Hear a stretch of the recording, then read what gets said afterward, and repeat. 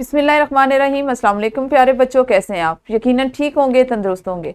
प्यारे बच्चों, हम उर्दू जमात सोम का रेमेडी पैक कर रहे हैं और आज हमारा 10वां सबक यानी आखिरी रेमेडी पैक का जो सबक है वो शुरू हो रहा है। सबक का उन्वान है इखलाकियात और रहमदिली, और आपका आज का हासिल ताल्लुम था इसमें ज़मीर की निशानदेही कर सकें। यकीनन इस QR कोड में दिए गए वीडियो लेक्चर से आपने इसमें ज़मीर और किस तरह से उसकी पहचान करते हैं, कहाँ उसका इस्तेमाल करते हैं, सीख लिया होगा। आपने मुकम्मल कर लिया अपना रेमेडी पैक। अब आपको अच्छे से मश्क हो गई है कि आपने सबसे पहले ये जुमला मुकम्मल करना होता है। आपने आज क्या काम करना था कि आपने इस वीडियो को देखने के बाद, इसमें ज़मीर को समझने के बाद, यहाँ जो इबारत दी गई थी इसको पढ़ना था और इसमें मौजूद तमाम इसमें ज़मीर उनके गिर्द दायरा लगाना था। यकीनन आपने कर लिया होगा।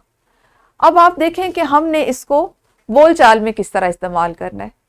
हम बात करते हैं, आपको अंदाज़ा हुआ कि इसमें ज़मीर हमारे अपने नाम की जगह बार बार इस्तेमाल होता है। नाम खा किसी शख्स का हो, किसी चीज़ का हो, किसी जगह का हो, उसका नाम, उस नाम की बार बार की दोहराई से बचने के लिए, जुमलों को बोझल करने से बचाने के लिए हम इसमें ज़मीर का इस्तेमाल करते हैं। जैसे आप एक जुमला बोलते हैं कि ये अली का घर है, अली एक अच्छा बच्चा है, अली 7वीं जमात में पढ़ता है, अली की उम्र 10 साल है, अली रोज़ाना बाकायदगी से नमाज पढ़ने मस्जिद जाता है, अली अपना काम वक्त पर करता है, अली को क्रिकेट खेलना पसंद है, अली को दोस्त बनाना पसंद है। तो आपको ये बात कैसी लग रही है?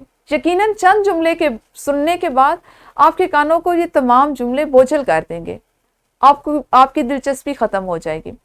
ऐसे मौके पर जब हम ये बात करते हैं और हमने अपनी बात को ऐसा बनाना होता है कि उसमें रब्त भी कायम रहे सुनने वाले को के दिमाग पे और उसके कानों पे बोझल भी ना हो, तो उस वक्त हम इसमें ज़मीर इस्तेमाल करते हैं।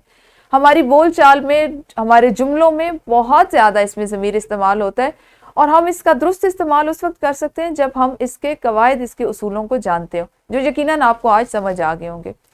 अपने अगले हासिल ताल्लुम के साथ अगले लेक्चर में फिर बात करेंगे। उस वक्त तक अपना ख्याल रखिए। अल्लाह हाफिज़। शुक्रिया।